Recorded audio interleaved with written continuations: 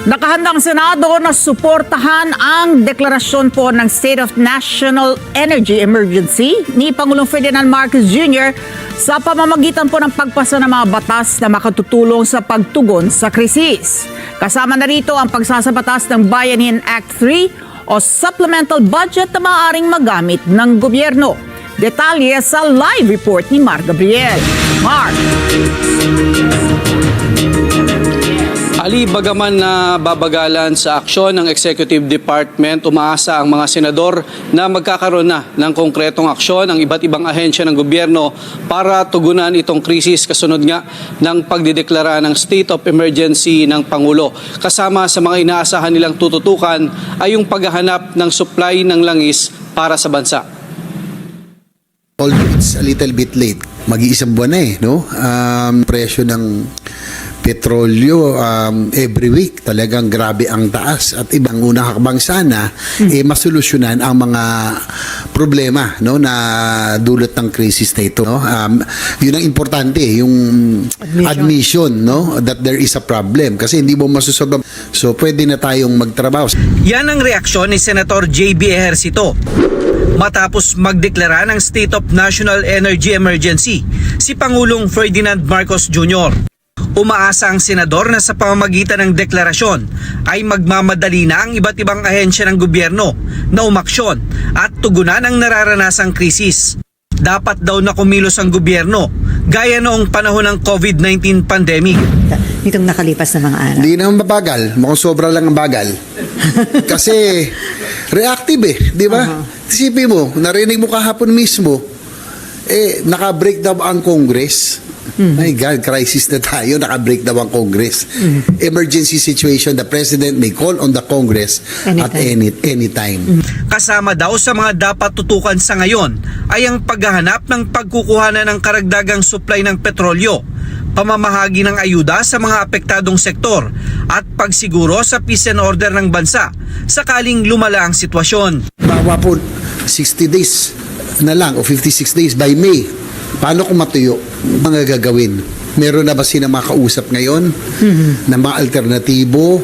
Ano ang in-expect po natin? So ito yung, and ako kasi dapat yung worst case scenario, pag may crisis, yun ang ating pong dapat na iniisip, no? Nababagalan din si Senator Win Gatchalian sa aksyon ng gobyerno nitong nakalipas na 25 araw.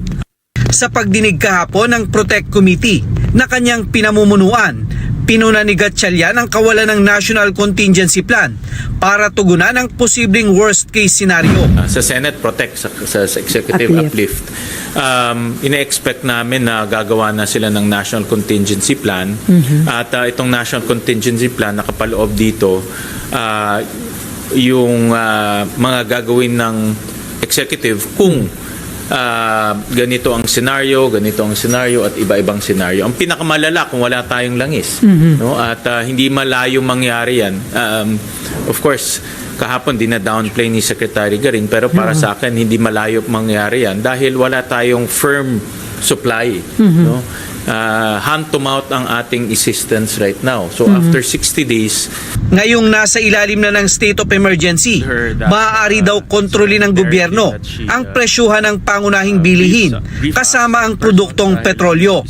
Dapat din daw na pangunahan na ng gobyerno ang paghahanap at pagbili ng supply ng langis. Tulad ng United States, oil exporter sila, dapat meron na tayong pag-uusap sa kanila na kahit malayo, magbigay tayo ng at least naman na assurance na meron tayong X amount of supply na dadating sa kanila. Or sa Latin America, alam natin yung Venezuela ngayon, nag-export na, pwede tayong mag-contract with them. No? Makikipag-ugnayan din ang Protect Committee sa AFLIP Committee ng Executive Department para tumulong sa paglalatag ng solusyon sa krisis na nararanasan ng bansa. Bukas din sila sa pagsasagawa ng special session kung kailangang magpasa ng batas na makakatulong sa sitwasyon gaya ng Bayanihan Act 3 o ang supplemental budget gaya ng ginawa noong pandemya. Ayon kay Gatchalian, irerekomenda rin nila sa ehekutibo na magtipid sa mga non-essential expenses gaya ng mga biyahe, training at mga infrastructure project na hindi kailangan sa ngayon. Kung gagawin daw ito, makakatipid ang gobyerno ng 160 hanggang 170 billion pesos na maaaring gamitin ngayong panahon ng krisis. Maaari din daw bawasan ang gastos sa ASEAN Summit sa darating na Nobyembre, bagaman mahalaga ang gagawing pagpupulong kung saan pag-uusapan ang ASEAN Petroleum Security Agreement o APSA. Dapat natin mapag-usapan yung 10 country members ng ASEAN na magkaroon ng strategic petroleum reserve, no, at or strategic petroleum inventory, at pwede tayong mag-share, no. Ang Singapore wala siyang lugar, so kakailanganin niya lugar natin, so pwedeng mag-share na lang tayo sa strategic petroleum reserve or inventory. ASEAN Petroleum Security Agreement. Yeah. So, yun, yung pag-host natin. Yes, I think it's timely. I'm sure maraming ASEAN nations will agree na dapat seryosohin na ito. May opportunity rin, find ways, mag-collaborate sila on and share their resources, no? Kung meron silang pagkukunan, baka pwedeng i-share nila yung sources of fuel and petroleum products. Baka pwede. Bukas din ang mga senador sa panukala na bawasan ang sweldo ng mga opisyal ng gobyerno para magamit sa ibang mga bagay. Ay, maganda yun. Very noble offer. Pero mas maganda kung kung talaga mawala na yung korupsyon, lalo ngayon krisis. Yun ang dapat mabawasan at mawala. Di ba? Sana naman magkaroon lahat ng konsensya na siguro during these times of crisis, sakripisyo na muna lahat, no? Pero that's a noble offer na kung kinakailangan mag-trim down sa salary, sa sa mga allowances, no? I think that's pwedeng maging voluntary scheme yun, at pwede ring maging option.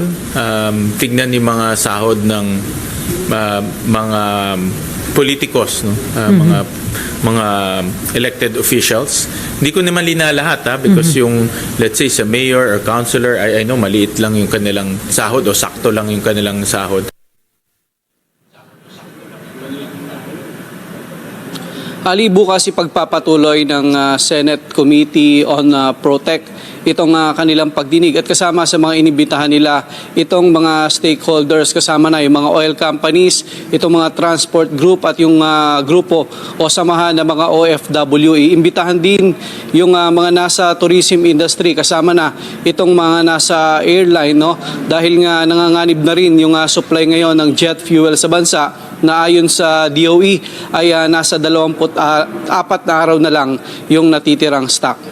Ali. Okay, Mar, lahat ng binanggit mo na mga provisyon, ang mga binabalak nilang isabatas, kabilang dyan supplemental budget, yung Bayanihan Act 3, lahat involves money, pera. Pero itong panukala na bigyan ng at sinabatas na nga na magkaroon ng emergency power para ang Pangulo para pansamantalang suspindihin itong excise tax. Yan ba'y matutuloy dahil kabawasan yan sa kaban ng bayan, and now more than ever kinakailangan natin ang pera para dito sa pagtugon dito sa krisis? Well, Ali, yan nga yung hinihintay ng marami nating kababayan ngayon, no? Ang sinasabi naman ng Pangulo, ngayong gabi, inaasahan, no, nakatakda, nalagdaan itong mga batas na ito, kasama na yung emergency power, no, na ibinigay sa kanya nitong Kongreso para suspindihin yung excise tax sa mga produktong petrolyo. Yan kasi, Ali, kung may patutupad ay agad yung inaasahan na mararamdaman, no, 10 piso din na kabawasan yan sa presyo sa kada litro ng gasolina, habang sa 6 pesos naman sa presyo ng diesel. Pero hindi tayo nakakasiguro kung yan ay lagdaan ng Pangulo ngayong gabi, ay bukas o sa mga susunod na araw ay mararamdaman na agad, dahil sa pagkakaalam natin ay may proseso pa, no, bago ma-implement ang batas na yan. Ali. Nagrereklamong ilan sa ating mga kababayan na itong mga manggagawang Pilipino, dahil may probisyon sa natulang Executive Order 110 ng declaration nga ng National Energy Emergency na pinagbabawal muna yung mga aktibidad that will disrupt economic activities, no? Kabilang na dyan ang mga strike. Yan ba, ano ba ang magiging diskarte ng ating pamahalaan dyan? Dahil kaliwat kanan din ang pagpro-protesta ng ating mga kababayan na hindi mo naman masisisi dahil hirap dito sa nangyayari sa kanila. Well, sa panig ng Senado, ang sinasabi nga ni Senator Win Gatchalian, dapat magkaroon ng konkretong plano o contingency plan itong mga ahensya ng gobyerno, gaya nga sa panig ng DOTR, no? At DSWD sa pagbibigay ng ayuda sa mga kababayan natin na apektado nitong nararanasang krisis sa langis. Halimbawa, yung pagsiguro sa pagpapatuloy ng pagbibigay ng ayuda sa mga nasa transport sector, no? Mag-rally man daw sila o hindi, kailangan may mga nakahandang ayuda sa kanila ang mga ahensya ng gobyerno na responsable sa ganitong mga panahon. Ali. Okay. Maraming salamat, Mar Gabriel. Nag-uulat live mula sa Senado.